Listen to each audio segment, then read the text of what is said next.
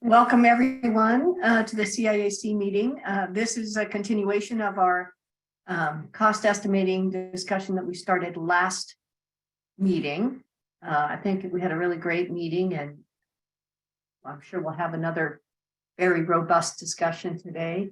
A couple of announcements. Carolyn Sullivan is not going to be here today, and I'd like to introduce Leah Horner, who is the new Assistant Director of Operations, who will be our kind of taking over as our liaison from Carolyn.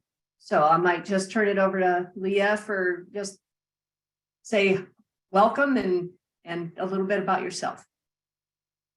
Thank you, Sharon. Can you hear me? You're a little echoey.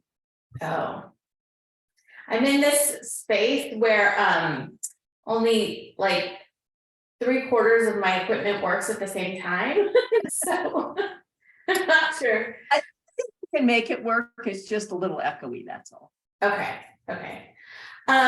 Well, I just want to thank you for the introduction and the time this morning. It's so funny, everything comes full circle. I worked on House Bill 2017 during the 2017 session and am incredibly familiar where the genesis of the CIAC came from, what the intent behind it was, and kind of what the goals were to kind of move the agency forward with it. So to now be sitting here with you all is kind of a surreal moment for me, and I very much appreciate this. I am looking at the body of work that CIAC does, I think, with fresh eyes. And so I read through all of the information about the cost estimating that you all went through, which was incredibly helpful. I think that is just a prime example of really the type of quality improvement that the agency could be looking at and how we're communicating things like that. So I just really appreciate the work that's gone on around that, and I look forward to the discussion today. I think for those of you that I don't know, which are looking around is actually most of you, I am most recently coming to ODOT from the governor's office. I served as Governor Brown's Deputy Chief of Staff, Jobs and Economy Policy Advisor, and Director of Regional Solutions for the last, I guess, 3 years, and I left with her when her administration ended. Prior to that, I was a legislative director at Department of Human Services, and prior to that, I served in a role similar to that of Lindsay Baker at ODOT. So again, was at ODOT for maybe 4 or 5 years doing government relations work, which was incredibly exciting. So I am looking forward to just listening in today and probably following up with some of you as I have questions as we kind of go through this process. As Commissioner Smith mentioned, Carolyn and I right now are kind of tag teaming this, and so she and I are keeping in close communication about kind of what this handoff looks like as well. But I'm always open to any questions and suggestions about how that works. So thank you. Thank you, Leah, and we're excited to have you back on board with ODOT. So I guess unless there are any questions about the agenda or where we're headed, we'll turn it over to David Kim to kick us off. Excellent. Thank you, Commissioner Smith. So for Victoria or Sabrina, did you want me to run the slide deck, or did you guys want to run the slide deck?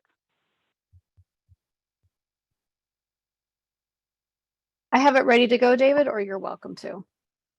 Why don't you run it? I'm having internet connectivity issues, so if you could do the share screen, and then I can work off of that. Excellent. Thank you. So for the record, I'm David Kim, ODOT Project Delivery Manager, and we are here to continue the excellent conversation about cost estimating at ODOT. I'll have 10 slides that we'll walk through. It just seems like it was yesterday when we discussed this topic. We received some wonderful feedback, and we have quite the audience here today, as many listening in on this conversation have been engaged in some of the action items and work related to developing communications and illustrations to help tell the cost estimating story.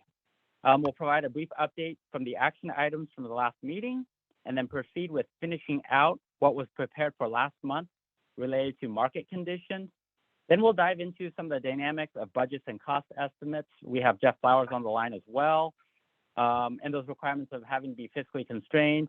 And then we'll share some early brainstorm concepts and would love to get feedback from the CIAC. Next slide.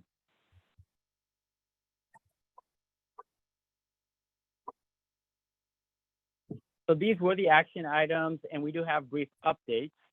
So for action item number 1, we talked about North Carolina DOT cost estimating survey. There were actually 2 efforts underway, both through AASHTO, and both out of North Carolina. One was a research project titled Development of Contingency Factors for Construction, Right-of-Way, and Utility Costs.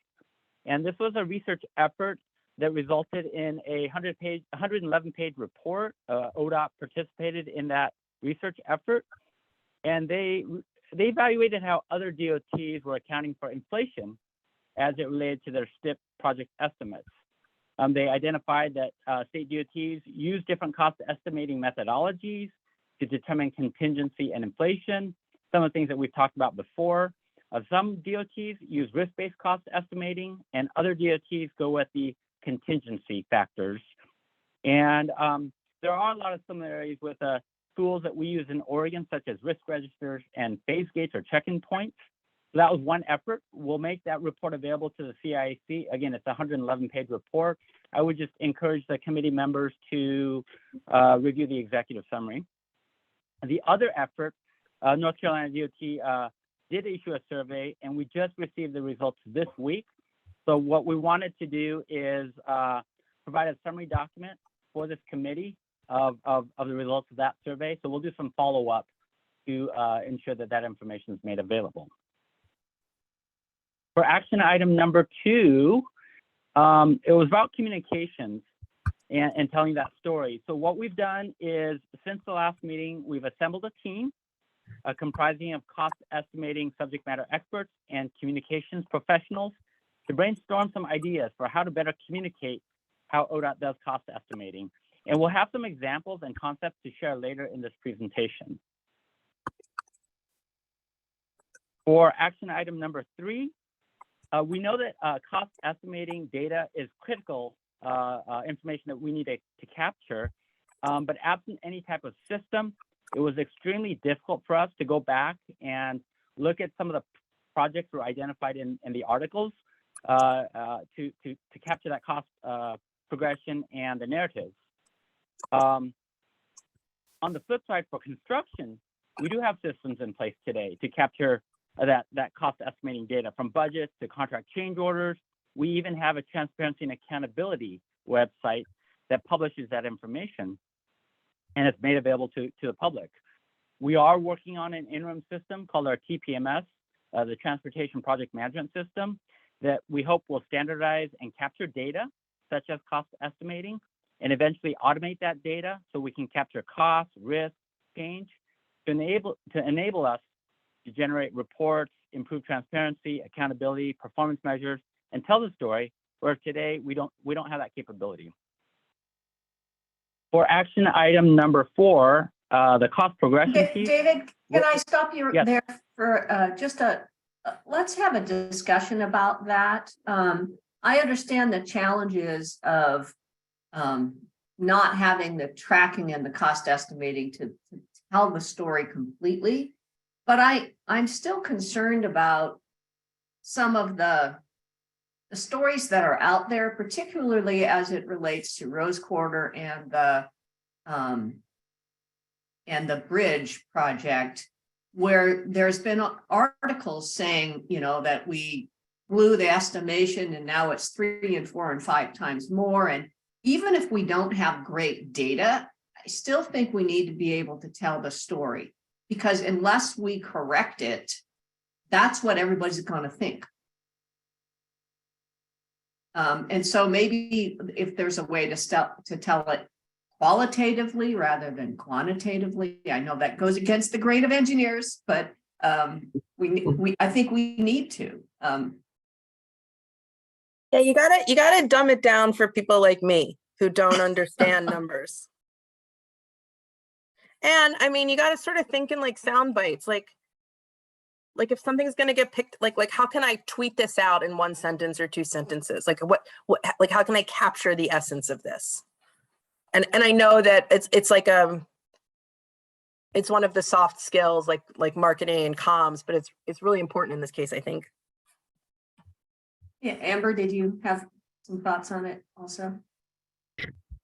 Yeah, I agree with everything that was just said. I just want to add one more thing, and it relates to the strong comment that I made around number 4. And I'm really, I know there's a lot of ODOT folks in the room, and I just want to say this, that, and I mean this because I care about the ODOT projects, in particular these projects that Chair Smith is referring to, which is that, and this is a change management recommendation, which is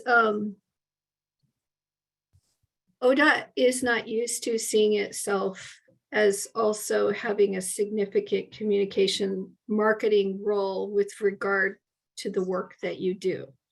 That is a shift in the way that you work as an organization. And when I said that y'all need to start thinking of mega projects as a campaign, I don't just mean mega projects, I also mean the operations of ODOT work. And when you run a campaign, and given Ms. Horner's background, she understands this. When you run a campaign, you develop a message and you make it simple, and then you continue that message over and over and over and over and over again. And that would help address the issue that Chair Smith is bringing up, which is to get on the offense of the issue rather than being on the defense of the issue. So I'll shut up with that. Thank you. I agree with Amber. Amber, everything you just said is exactly spot on. Nice work.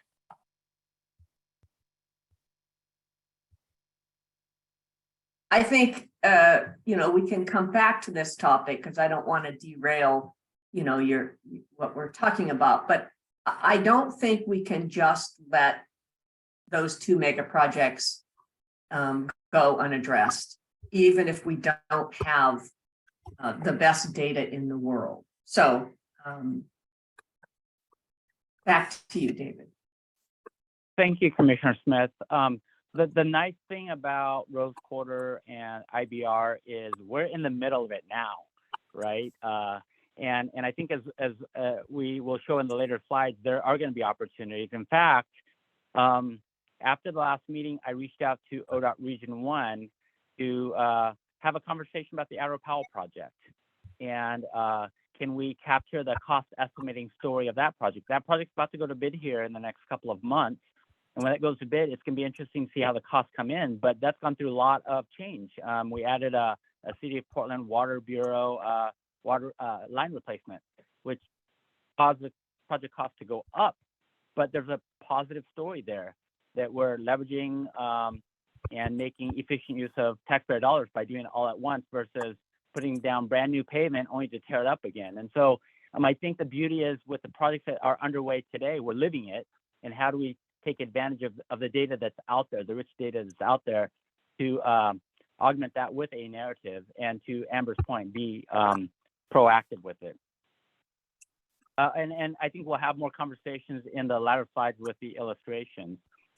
And then to action item 5, it's really, once we get through action items 1 through 4, I think that's going to help inform the work of training and some other potential ways to educate and inform the public and our stakeholders of that cost estimates are dynamic, that they we have ranges, and that they're developed over long periods of time. So that's just a quick update on the 5 action items. Let's go ahead and move on to the next slide. So this is an updated slide that we shared a year ago. The pie chart illustrates the major cost components of an ODOT construction project, and the key indicators of cost are on the right. And this is data based on the time period of July 2016 to July 2022. In 2022, we experienced very high bid volumes, in part because many of the House Bill 2017 funded projects went to construction. That did result in a shortage of labor and equipment availability and the reduction in the number of bidders. We lost an average of 1.2 bidders since 2017. And then there's other variables that are coming into play now that are beyond ODOT's control, such as the new Buy America and Build America requirements, where it used to just be with steel. Now that's been expanded to other materials. Right-of-way impacts of property values going up, and then new policies and permitting requirements, such as a recent change in our permitting processes. And so I want to turn it over to Joe Wolf for a moment here and see if, Joe, you have anything else to add in terms of the numbers or what we're recently seeing in the last year? Before you do that, if Okay. this is to represent a particular time frame, 2017 to 2022, you need to put that on the slide. Got it. We will make that adjustment. Thank you. Yeah, so this is Joe Wolf here, Project Controls Office. In so far in the last half of 2022 into 2023, we've seen a continuous uptick in volatility in oil and fuel. Steel, it came down, but it's kind of plateaued and it's still high. We're still seeing a lot of volatility in the supply chain for all those items. BABA, which is the new Buy America, as David mentioned, has a lot of complications that are yet to be completely defined about how and what all the materials that now have to be resourced American made that aren't made here. So some of those things are going to be significant challenges that Federal Highway, there's a whole team of DOTs across the nation and Federal Highway that are working on all those things to get the exemptions in place needed for those items that just aren't made here. But the items that are being made here that traditionally weren't listed in the resins and some of those other geotextile fabrics now have significant supply issues because everybody's going to one vendor at times. So labor still is increasing. Every time we get a Davis Bacon and Boley update, labor is increasing. That's just what's posted. Contractors are having to pay a lot more above the posting just to retain and hire new employees. So. Go ahead, Sean, and then Paula. So it seems to me that like volatility is the new name of the game. And so I think that maybe what that means is that we need different contingency percentages as we're calculating some of these numbers. And then the second comment I wanted to make is that regarding Made in America mandates, is that a federal requirement? Is it a state requirement? And regardless of where the requirement is coming from, is that something that we can get a waiver for or change legislation to say we'll make a good faith effort to purchase American, but if the cost is X% higher or the good is not made in America, we can go elsewhere? Is that a possibility? That is determined by Federal Highway. That came from Congress, so that's going to be a whole nother animal there. Federal Highway is working with the DOT partners to identify those items, and to look for alternatives. And the cost impact is there. Well, so I guess just back to telling this story as we talk with our delegation. I think that's and it's too bad DeFazio isn't congressman anymore, but as we talk to the delegation, it's really important that be one of ODOT's talking points, if that's a priority for the organization. To say to the delegation, the congressional delegation, we need more flexibility in where we can buy from because we simply cannot find the resources we need in this country. So Shanna, the BABA, the Buy America, Build America is in federal law now. The US DOT is going through a process to identify what the impacts are. AASHTO and a bunch of DOTs have gotten together to ask for clarification because it even includes manufactured products. And so it has pretty big impact. And in Oregon, we don't have anything right now in terms of Buy America, but there is a legislative bill that's making its way through in terms of having an Oregon specific Buy America for all public improvement contracts. I just want to jump in. I forgot to mention that I was also Governor Brown's infrastructure director over the last year and a half. And I just want to flag exactly to your point, Shannon, please tell me if I'm saying your name incorrectly, that each of the 50 states have infrastructure directors, and this was the top topic that they were bringing to USDOT on a monthly basis. And so I think that that is continuing, but exactly to your point, it's coming through the delegation, and all of the infrastructure directors are pushing on DOT and the White House as well. Good. And my name is pronounced Shauna, and don't worry about getting it wrong. Oh, then Ted.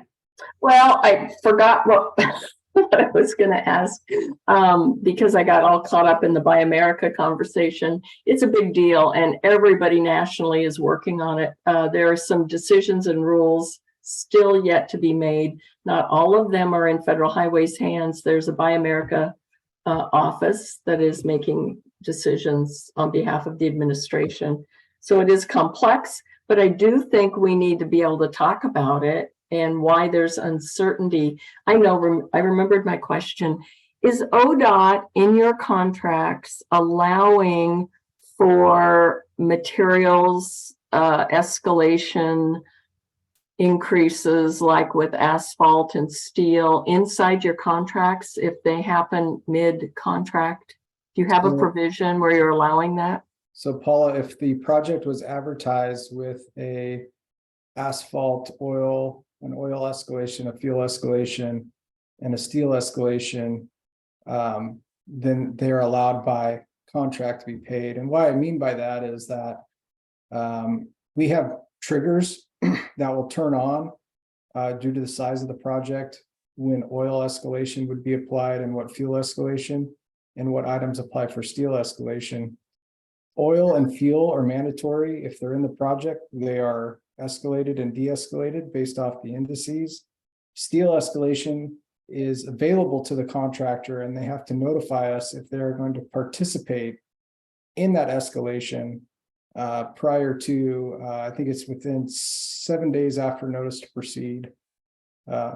So it's not every contract that allows for it. It's only if you put it in, or why would it's only the contracts we put it in. I'd say probably 75% of our contracts have it.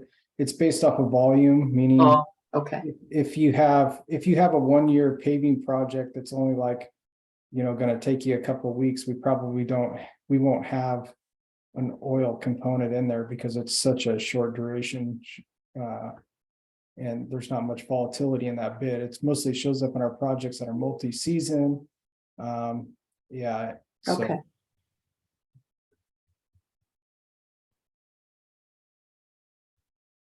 Ted, then Amber. Yeah, I just want to say, it wasn't too long ago that everything was based on low price. We ran every project based on who could come out with the best price. How would you figure it out? How would you make it happen? Today, we're doing proposals, we're doing larger projects, and contractors are trying to make the best proposal to win a job along with price, and they're offering more things. There's a tremendous amount of risk out there. ODOT now has new departments, environmental, equities, and nobody's quite sure how all that's going to fit in. So there's a risk factor that goes into pricing. Trying to come down what Joe's job is impossible, I think, with the changes in where we are and what we're doing. This new Build America, I'm in AGC in Las Vegas right now.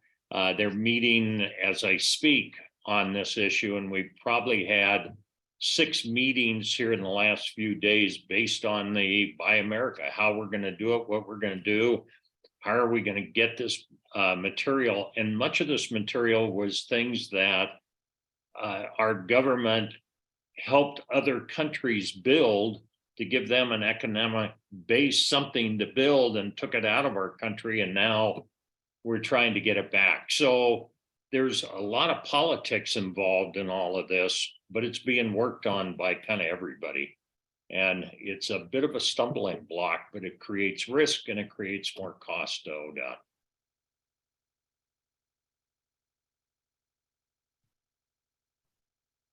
Good news, huh?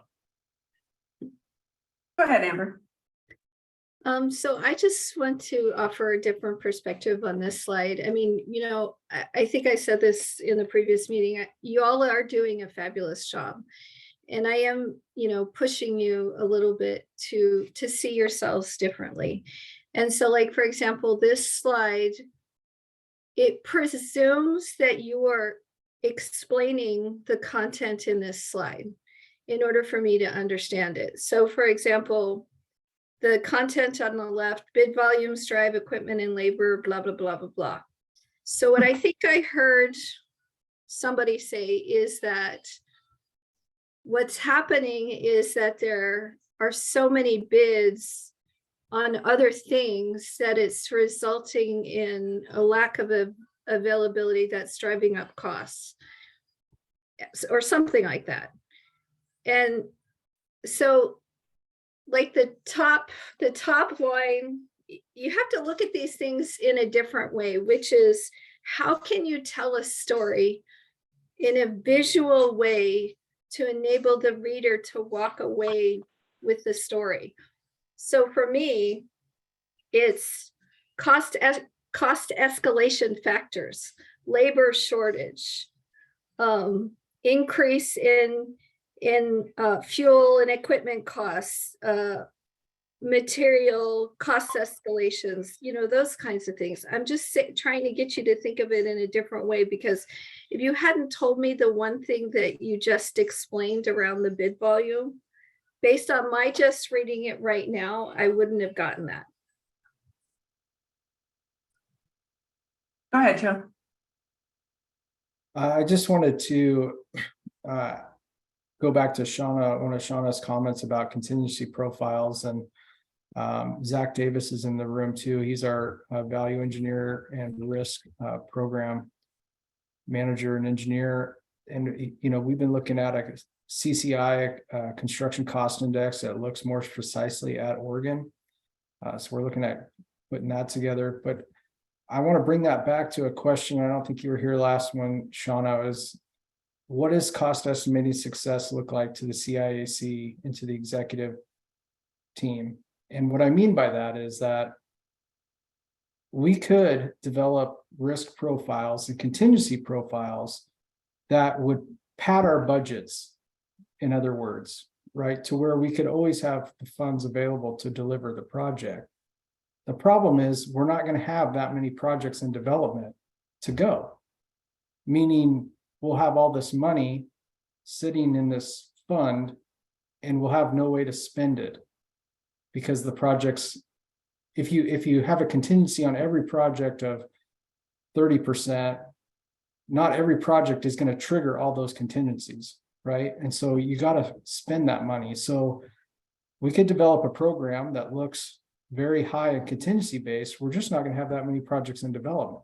Or we could maximize the amount of projects in development and prioritize those projects. And as projects come in lower or higher, we can balance the checkbook with the projects that are lower on the priority list. And that's traditionally what's been happening, I think. And I think Jeff Flowers is here today too, who could speak way more intelligently than I could. But we're trying to maximize as many projects in development to have ready to go at all times, which means we're going to have anomalies. We're going to have projects, and a lot of the bigger projects get a lot of attention. Some projects we have go 30% over our budget, but it only represents $120,000, right? Because it's the magnitude of the project. And then we'll have a project that goes 3% over our budget, but represents $2.5 million, right? So Yeah. it's, I mean, maybe I think a different way. Oh, sorry. Go ahead, Sharon. I was just going to say, to me, success is a two parts. One is the technical that you're focusing on, where you want to make sure that you are adequately having a contingency, but not overestimating your contingency so that you run out of projects.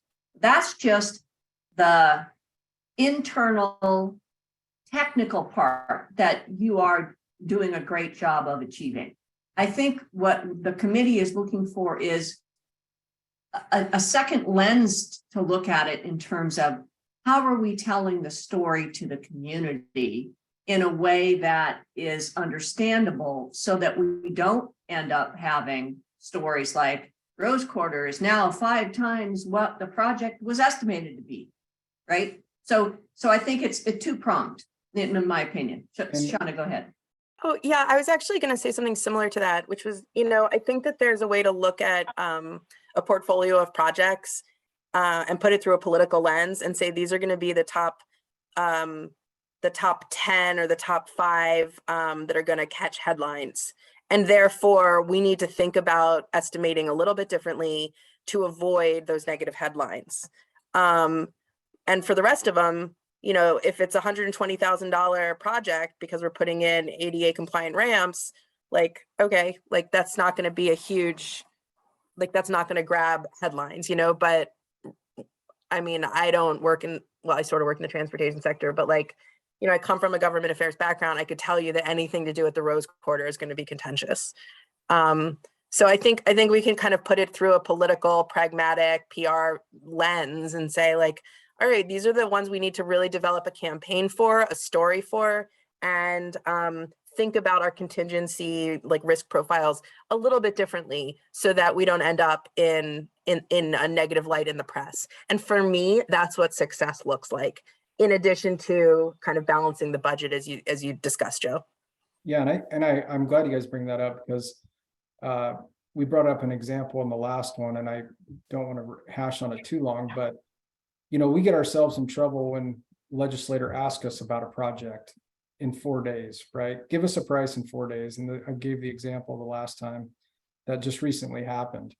And it's a $2 billion project that we came up with in 4 days. Well, we decided to time out and we got a big team together in the 4 days and we ran it all through communications at that point. And we looked at risk because of its size and we did these things and we documented completely different. And that's what we need to be doing 100%. And to your point, looking at these projects that are going to be newsworthy in the future, that we need to put that profile on them. 100% agree. And so we're really looking to how we can get communications and at what level we get communications involved in. So that's we did that on this last one. I think it had some good success, not only how we documented, but how we put it together. So. Right. Mac? Yeah, good conversation. I think it's building on the last discussion we had as well. There's something connecting the dots in my mind. I think, Joe, what you were just describing, Shauna, where you're at, and then also Ted, where you were at in terms of just the shift from low bid to proposal based. Anyway, I'm just thinking about how we do that pre-look at our portfolio. And David, I'm thinking of our draft STIP as a great opportunity to look at that. Tamara, you as well. And I think, Joe, this is where you were going, I think a bit is how do we embed communication throughout the life cycle of that racetrack, recognizing we're analyzing the portfolio risk, and here's our approach to not only the technical acumen we bring to cost estimating, but then the storytelling communication, using Amber, your term, the campaign, right? How do we have a campaign even around our portfolio of projects over the next several years? Because it's not like they just surprise and show up, we have projects, right? And embedding communications through every one of those elements of the racetrack. So I think an evolution of this discussion from last time around of how do we then take the tactical approach and the communication strategy so that we're not being reactive. And then Sharon, I think your comment, Sharon, around IVR and Rose Quarter has got me thinking about Leah, conversation with both the Rose Quarter and IVR team, separate from the cost estimating team, to help them. I think they're already aware of it, but how do they help learn from this discussion, knowing that they haven't been on every one of these meetings? I think we had some folks last time too. So two thoughts going through my head there at the same time. Great, great. Well, and I just want to add something to what you just said, Mac. I mean, I am a pragmatist, and I will just say this is what I do for a living is I try and foresee the community's needs.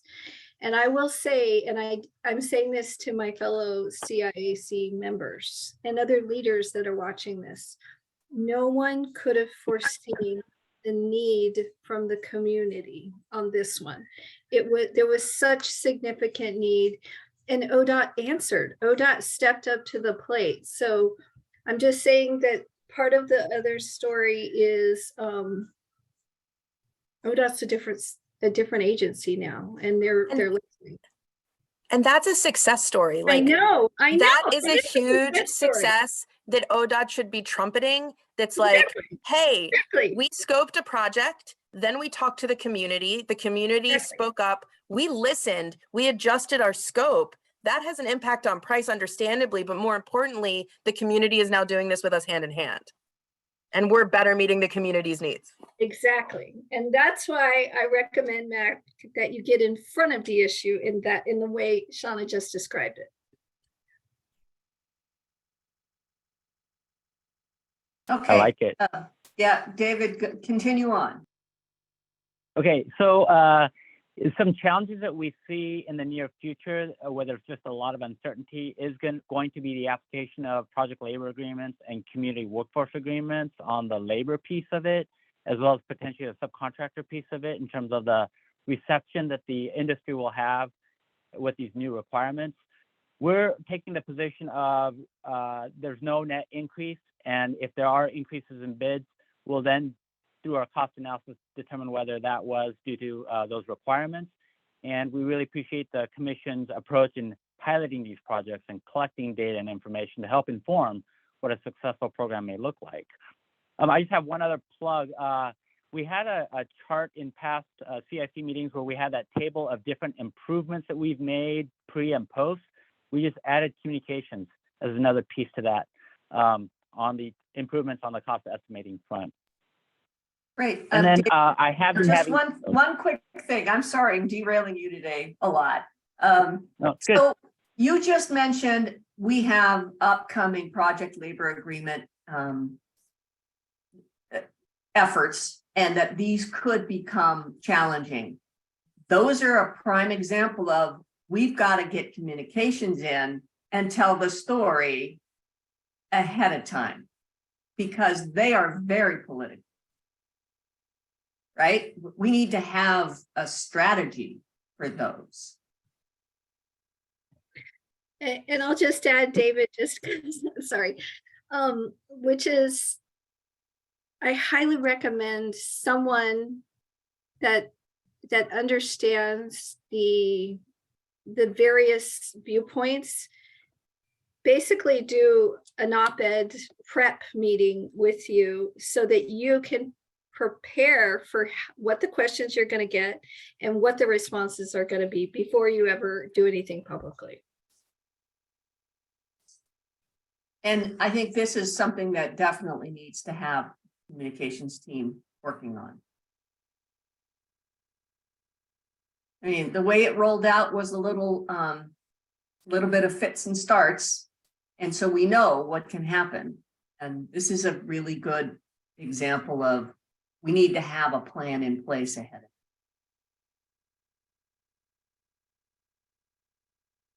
Oh, I appreciate that very much. You're right. We do need to get ahead of it because if we don't, then the story is going to be told for us in a way that may not be helpful for the agency. On the community workforce agreement, in fact, I just met with labor for an hour this morning, hybrid meeting with the trades, and we talked about tools that we can do to help forecast the needs of labor. But, you know, we're talking about worker rights, we're talking about equity, we're talking about respectful workplace, we're talking about great benefits and retirements that cost money, but we're doing it through transportation projects. It's the right thing to do. We're talking about workforce development and addressing gaps that we have in the industry. And so there's a positive story to that. And yeah, we will follow up with our communications team and And, Mac and Erica are co-sponsors. And so we have a leadership meeting this afternoon, and that would be a good piece to add to our work plan, is just the communication strategy and approach. Well, and I also think we need to make sure that we are including the contracting community in this discussion. I mean, it's not just the labor, unions. And so I would appreciate any thoughts Ted has about that. I know it's fraught, but hopefully there's some kind of good message we could include. Well, I'm not for PLAs, and I'm not against the union. I just don't believe that the government should force people to be union. And that's, I think it's going to cost money. I think it's going to create a lot of issues. But it's the will of the politicians that are in charge. They got elected, so that's where we're at. So the message has to be, we're moving forward. We're doing projects to see how they come out, how they turn out. What I was trying to say earlier is we've changed how we do business. We're now more inclusive. We're now looking stronger at environmental issues. We're not just looking at money. All those things cost. So are we building better jobs because we are inclusive, because we are worrying more about the environment and we're doing all that? We're building better projects for Oregonians. And I think that's our message that we get out there. There's a lawsuit going with the PLAs, and we'll see how it all plays out. That is very political and be very touchy, I think, for anybody to get into, really. Go ahead, Mike. Yeah, just appreciate that whole conversation. Sharon, I hear you loud and clear on the communication strategy for CWA. So thank you for flagging that. I think for everyone's benefit, I want to make sure folks get introduced to somebody on this call that you probably haven't met yet, and that's Bobby Doan.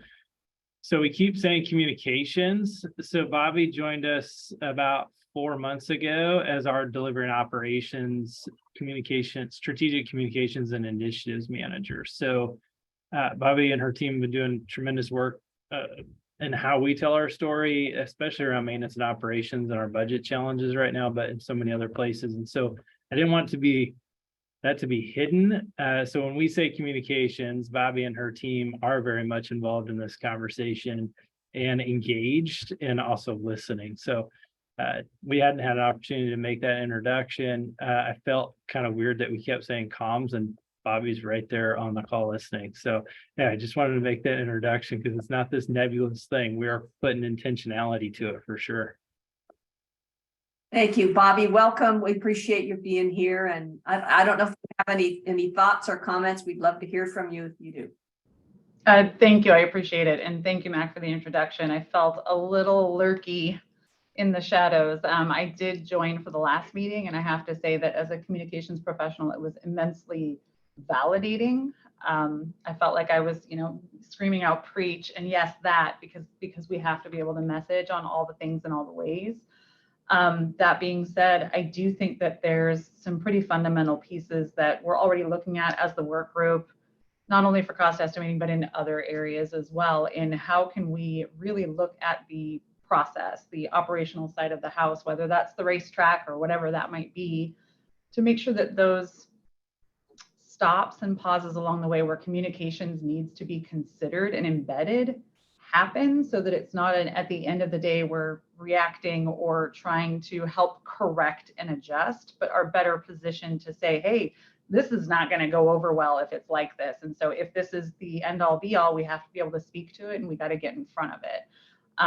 I could geek out on this one for a long, long time, but I know that we're already behind on time. So I just want to say thank you. I'm excited about this, and I do feel like we're moving things in the right direction. Great. Thank you, Bobby. All right, David, we'll give you a moment without interruption. All right. No, the discussion is fantastic. It's giving our teams insight as to some of the opportunities that lie ahead of us. So let's move on to the next slide.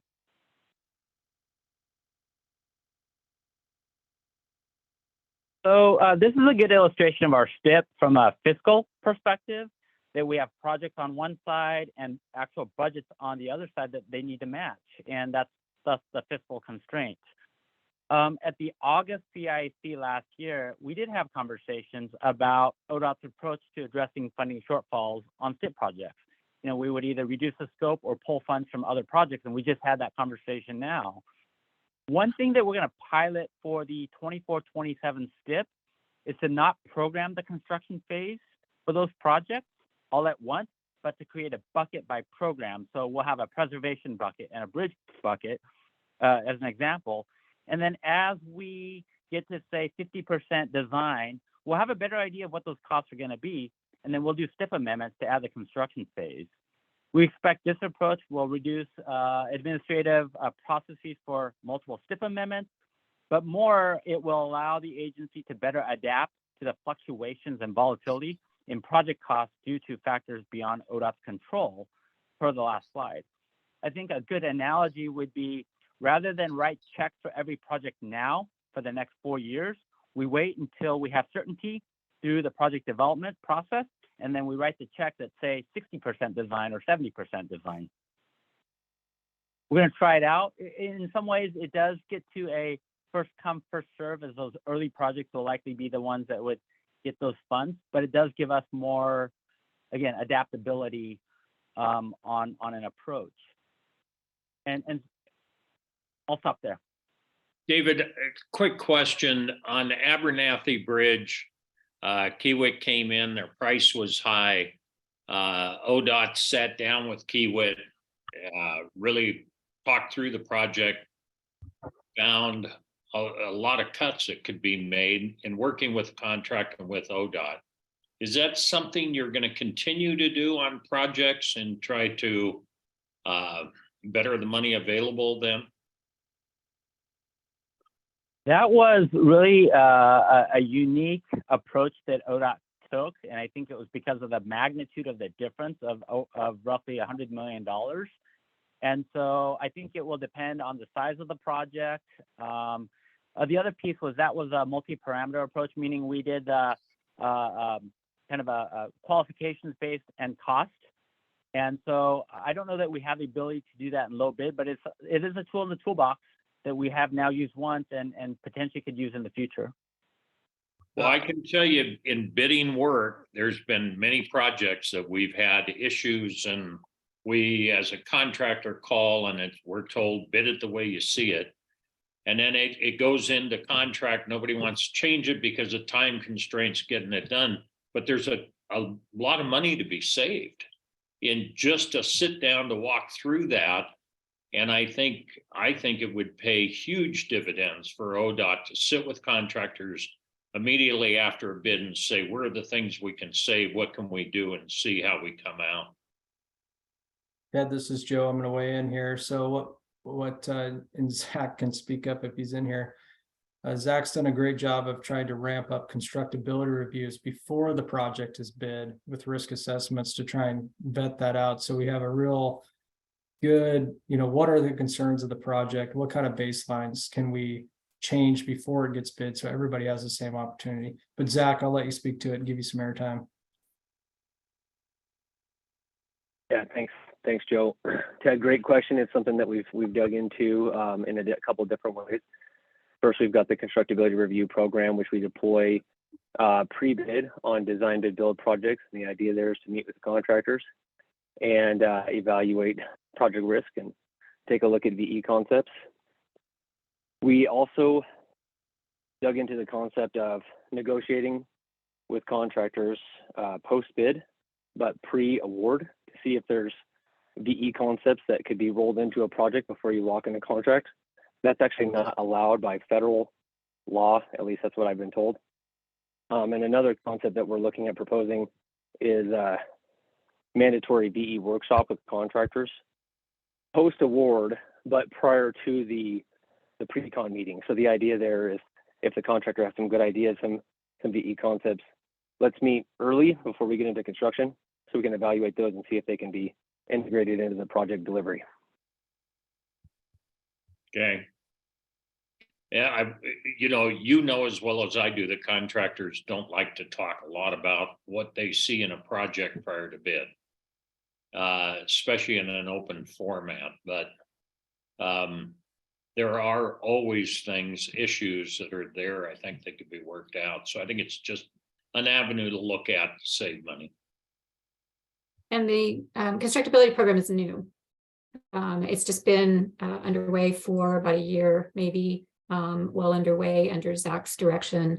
And we are seeing benefits. People are, we've managed a system that allows them to provide some of that information without kind of showing their cards pre-bid. Okay. Paula, you've had your hand up for a while. Yeah, David, I wanted to check something I thought I heard you say on this programmatic budgeting for the STIP. Are you using in early phases of development some kind of a range of costs so that you keep a handle on what these project costs may be, and then you're refining to more like an engineer's estimate when you get to a certain level of percent complete in the design or in the development phase?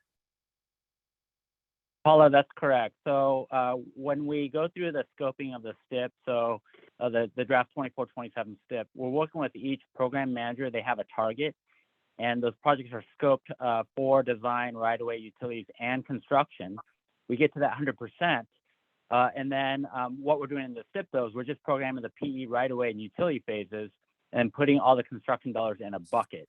And so as those projects go through their development and design, and we have a better sense of the risk, we can then be at a place where it's like, we're ready to program this project out. It may be, 16 months out before the project goes to bid, we'll program those construction dollars because we've been able to better ascertain the cost risk components and come up with a number that we're confident in. Okay, good. That's what I was hoping you were saying. And then I would just say that it would be really important once you set that cost, any variations in that, as we've talked earlier, you're able to tell the story of whether there were unanticipated costs or risks you couldn't mitigate, et cetera, so that you are building that story of how the cost of the project may change. Yes, during scoping and at project start, we have a charter, so we have a set budget. The teams can be held to that budget. And then as changes happen, they're going to go through formal processes to identify what those changes would help with that narrative. Yeah, good.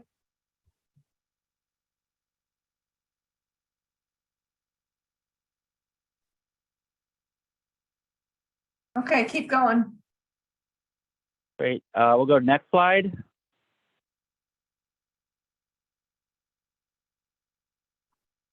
So we kind of had this discussion. We have pandemic markets that are creating a lot of volatility in our costs. We've taken steps to implement processes to help manage some of those fluctuations through STIP amendments. We're taking this piloting approach. So are there other thoughts or suggestions for STIP programming and managing those costs and those estimates? And I feel like we hit on that just now with the conversation. So I'm going to, I'll pause there for a moment. Yeah, just real quick, David, I think just reinforcing Ted's point that he was raising around, like, how do we manage the risk profile of the contracting choice that we're using? I think because it goes hand in glove, I think, into this as we're trying to manage risk pre-award and post-award. So just something I don't want to lose sight of is because really everything that we're talking about, even the bucketing of construction funding, is all about how do we manage the risk at a large level, right? The risk to the portfolio, because it's not, and Paul, I appreciate you asking some follow-up questions on that, because I've been pretty blunt with folks. It's not about us trying to just game the system, right? It's around how we're going to manage the risk differently, recognizing that if we're picking a number, this is what we've been talking about around this table, if we're picking a number 5 years out from actually going to construction, wow, that's a pretty unrealistic ask. So how do we narrow that down and manage that risk a little tighter? So David, I agree. I think we've probably touched on most things already. I just wanted to hit that. contractor method is, I think, another element of this. Yeah, the only thing I would add, and then we can move on, is I think you already highlighted, Mac, that now that we have, we're developing, we've got the 24-27 STIP. Now is the time to take a hard look at those projects and determine which ones we think could be, high profile and get ahead of them. Great. Thank you. And we'll certainly work with our teams to look at the draft STIP and flag those projects that may be viable for value engineering or constructability reviews or cost risk assessments. And we have some policies in place that will help flag which projects are, and then certainly working with consultants and project teams, they'll also access those resources. Let's move on to the next slide.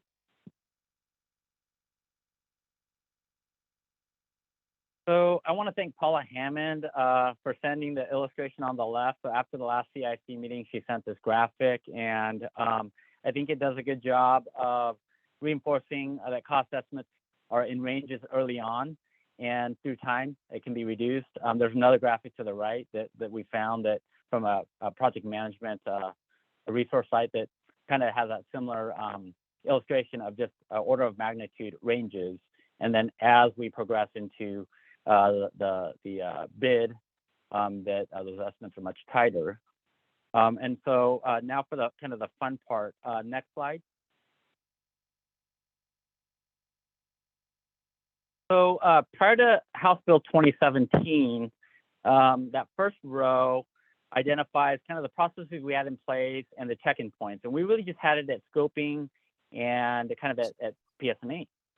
And then through the systems and processes that we've created over the last couple of years, we have new phase gates at project initiation and DAP, and then the existing phase gate at PS&E. And each dollar sign there represents a check-in point for validating the cost estimates.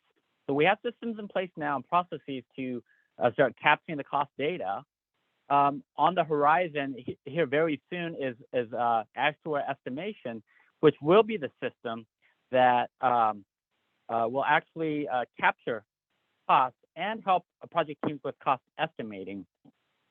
So we have this vision of the conversations we've had in the past about how do we capture cost progression.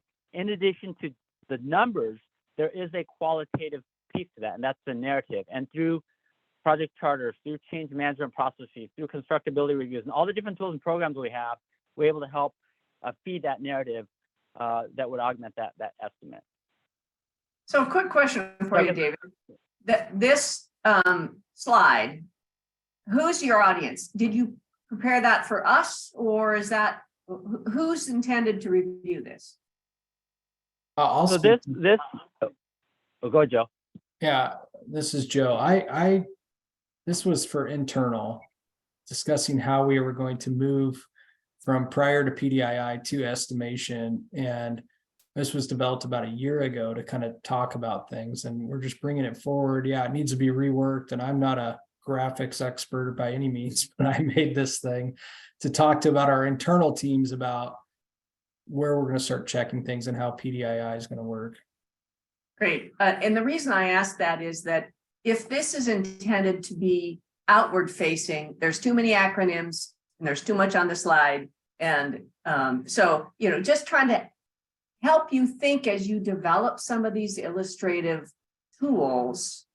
Who's your audience? Can it be adapted to a different audience? That's all.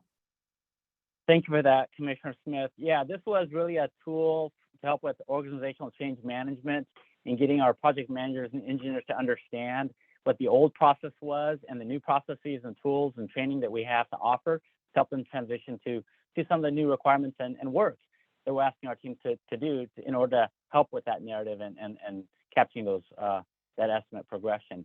And so based on this, how do we go from this to illustrations that may be able to resonate with our stakeholders?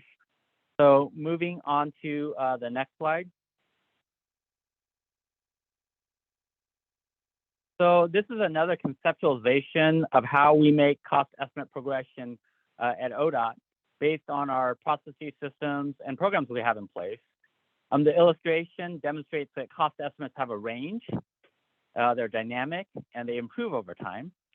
The illustration also captures key elements and analysis that's needed for what a future system may look like in terms of, say, the transportation project management system. So early on in planning, we have our known knowns, that's in green. We have our known unknowns, which are in yellow, which can also be quantified through risk registers.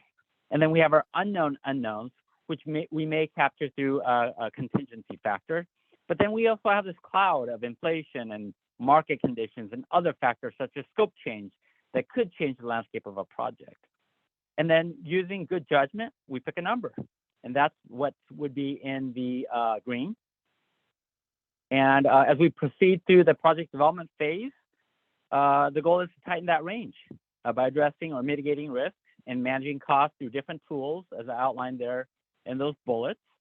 And at bid time, our hope is that we minimize the unknown unknowns, that we've accounted for the known unknowns, and have solid estimates for the known knowns with bid items. And we still may have a cloud of, say, inflation, market conditions, bidding environment, but we'll have more information. We're hopeful that we can daylight those so they be accounted for in our estimates. And I'd be remiss if I didn't also acknowledge that the time frame from, say, planning and scoping all the way through bid opening could be anywhere from 4 to 7 years. That's great. A couple of feedbacks for you. You might want to put that time frame on here so that people understand that. It looks like you have an extra S under your unknowns.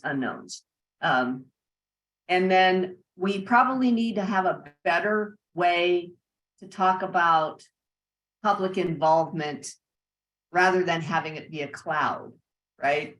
So that's a negative connotation.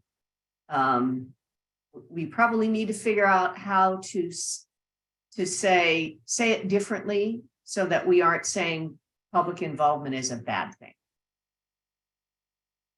And Amber, I bet you probably have some thoughts on that. Yeah, I completely agree with you, Chair Smith. So one thing, when I look at this, so the blue cloud and the white puffy cloud, those two external factors could blow this whole sucker up. And so it's like, here, so you can kind of see what I'm trying to illustrate. So it's like, the blue cloud is going down and the white cloud too, that then it's almost like you have to have some kind of visual illustration that then results in some big output on the end, because both the blue cloud and the white cloud could result in significant cost escalation, because market factors like the increase in gas, the effect of supply chain, all of those things are things that you couldn't foresee, as well as including scope from as a result of engagement, then has resulted in this complete change in your cost estimates. So I don't know how you do that, but I'm glad Bobby is on the call.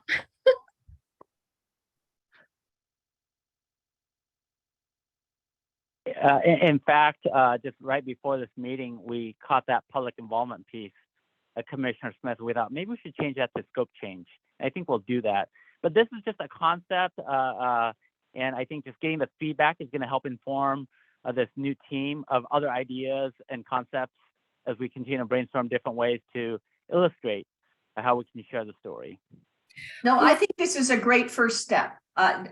Don't take it as it's all bad, throw it away. This is good. I think you're making great progress. We just need to tweak it a little. Yeah, and I would say one other thing, David. So the way I see the public involvement, I would say it differently, which is this. As a result of folding community stakeholders' input resulting in scope change. That's a positive. It's just a different way to tell that same story. Same with the legislators. That's a positive. I'm going to jump in here. Amber, you're hitting the nail right on the head. This is actually something that I've been talking about with my team as well, kind of brainstorming this parallel to the efforts of the work group and trying to come back to you folks for the update on where we're going with the overall process. And I think that one of the biggest themes that's come through for us, especially on engagement, is it's humans talking to humans about things that humans do and use and experience together individually, right? Regardless of where you are in the state or what part of the system you're using. And so how can we do that in a way that makes it relatable? Similar to, I know Mac referenced, I think it was last time, the egg reference, which is my personal favorite right now because eggs are ridiculously expensive, and that's something that we can all relate with and understand. When we say inflation, it's not just this buzzword and excuse for why things are expensive, but how do we find kind of the egg example to use? And that's something that we're trying to brainstorm as a team as well. So I look forward to my team being able to jump in and get involved in this process for sure. So we have another concept. Next slide.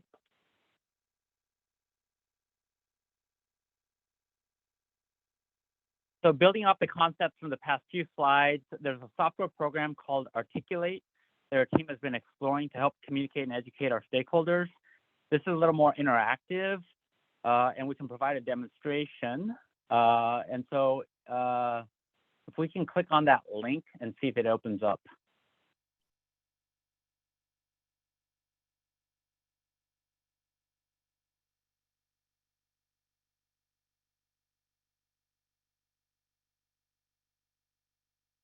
And it might pop up in a different window.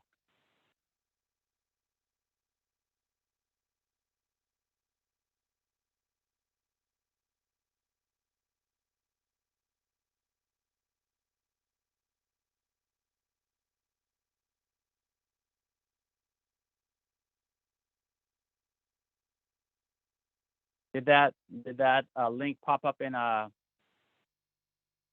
Google Chrome or Explorer? The link opened up. I don't know what platform it's in. Did you guys not hear anything at all? No, we didn't see or hear anything. Okay, well, Sabrina, it's just your curse. It's just your curse of technology, isn't it? I know it is. I wonder, David, if If you allow have me it to on. share my screen, I'll show it, Sabrina. Okay.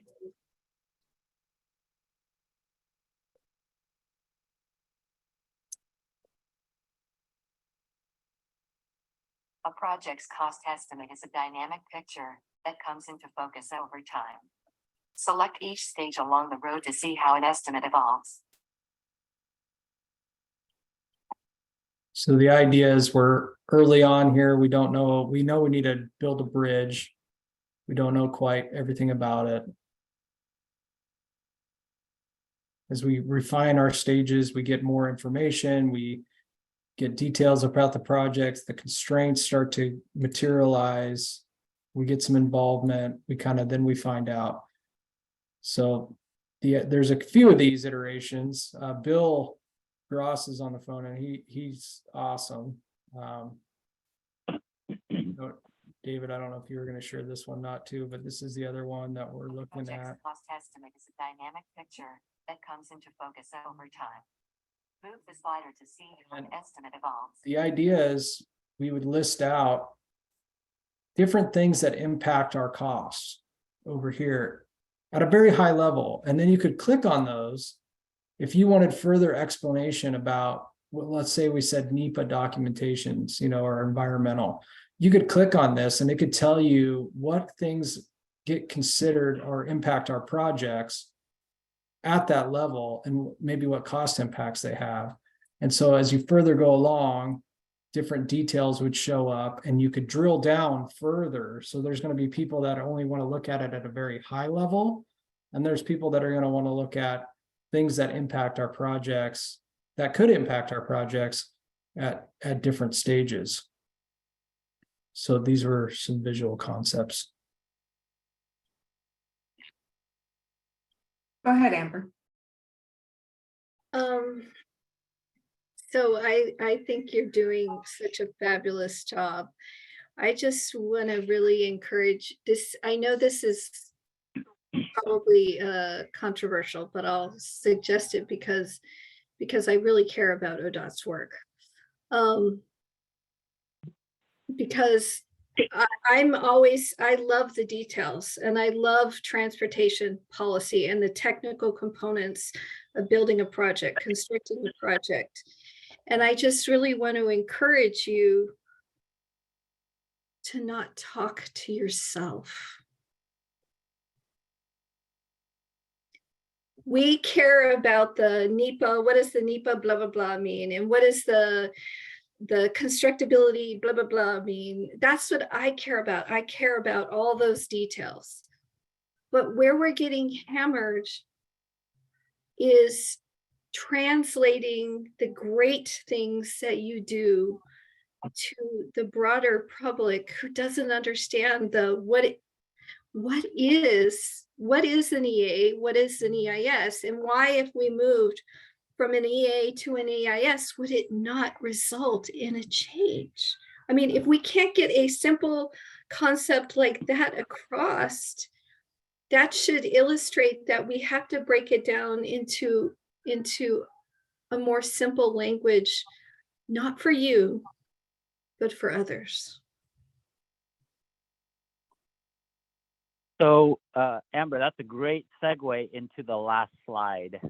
Sabrina, can you pull up the last slide?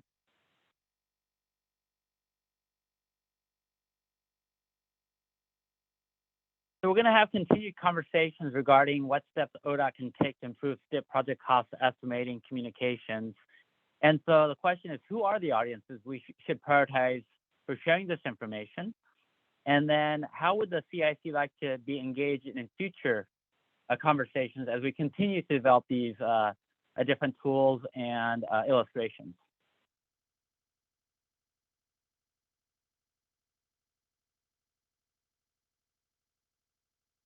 I would just offer up real quick, David. I think there's a lot of energy and passion around the members of the CIAC around this topic, right? We've given two meetings, Commissioner Smith, I'm thinking about just the last two meetings. And I think as we develop the products, I think testing it a bit with the CIAC members, we probably don't need to do it in a formal meeting, but I think testing it for a bit of I don't know, is it focus group, right? I'm thinking of, like hey, we're going to blindly show you what we've been working on, give us your reaction.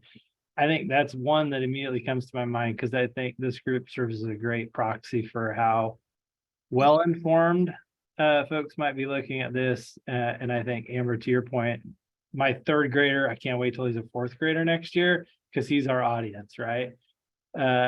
So I think that's the other thing that comes to my mind. But I think we got to leverage the folks that are invested around this table, even offline, I think, in sharing as this evolves. So that's the immediate action that comes to my mind. Yeah, I think that we would love to be involved as this goes forward. And, the schedule that we have, we've got some off months. And certainly if there was a touch point where you had something you wanted to run by us, we could maybe add a meeting here or there, or just add you to an existing meeting for 10-15 minutes. So I would welcome it. I'd like to hear from the other committee members what you think. This is Paula. I would add, I think that you've heard the passion this group brings to the communication aspect of everything that you're doing in delivering projects. So I'd be happy to help look at something offline and just send back an email with some thoughts or give a reaction in some kind of a setting. I also just want to jump in. There's like whole companies, like a whole industry that kind of tests messages and determines the best way to frame conversations. And I keep going back to this word that Amber used, which is campaign. And I think for the key projects that you choose, these are going to be campaigns that are going to be developed by people like Bobby. And she may want to use external resources, and they will have those contacts in the media to get that message out. I not in the distant past, like got like a real life sort of deep dive into what that world looks like. And it is scientific and it is cohesive and really impressive. And I know that I'm not, that's not my skill set, but I'm so happy that people have that skill set that you can hand this off to and say, like, make this more palatable to a broader audience and let's get the word out.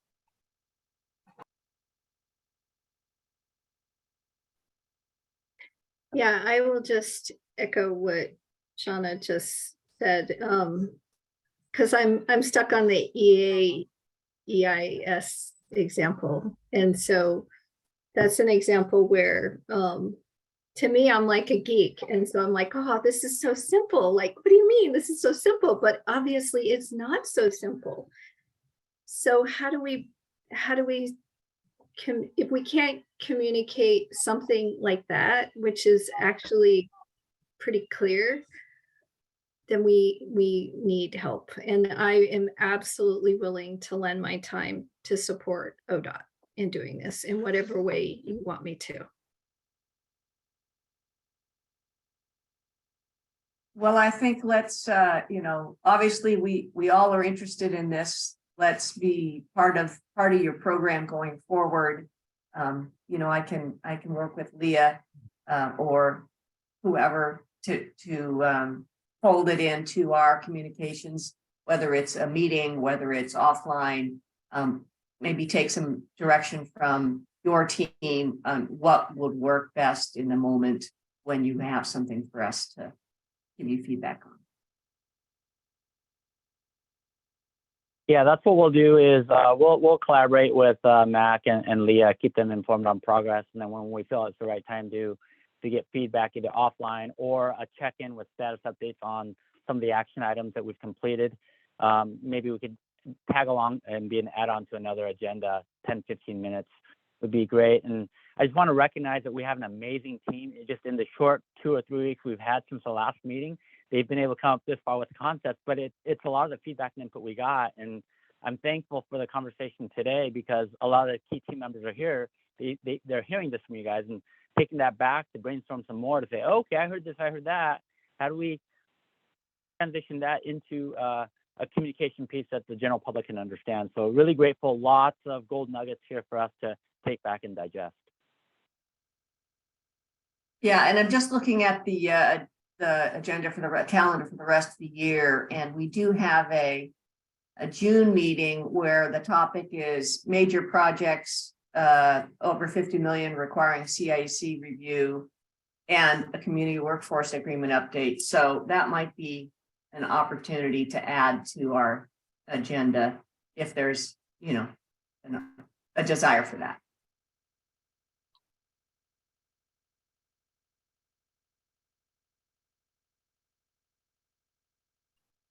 Well, anything else for kind of the good of the order? We've got a few minutes left, but we don't feel like we have to fill it if we don't have anything to. Well, I have one comment, Kim, David. Here at Las Vegas, they just had a new technology in the industry. And there's a company that's come up with new estimating system. And what used to take 40 to 60 hours for estimators to do, they can now do in one person in about 2 hours. And unfortunately, it's for building construction, not for heavy highway.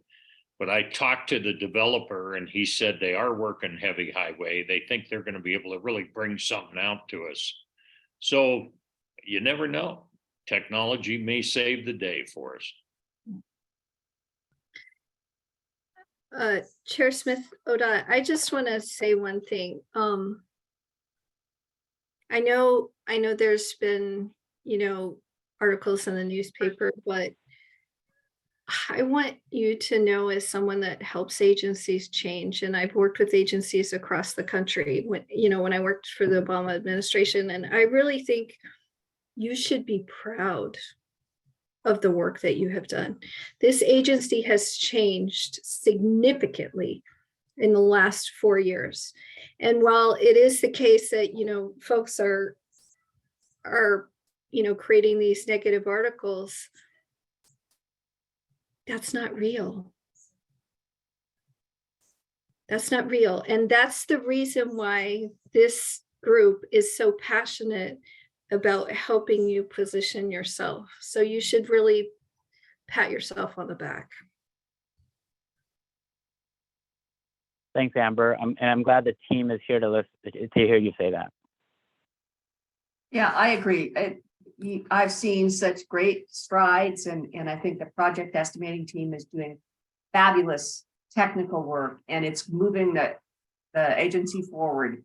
And I think we just need to add the communication piece, and we're never going to be able to completely avoid bad press, because that's what sells newspapers. But we might be able to balance it out a little bit with, here's some great things that we've accomplished. And that's really what I think what we'd like to see is having the accolades that the team so greatly deserves.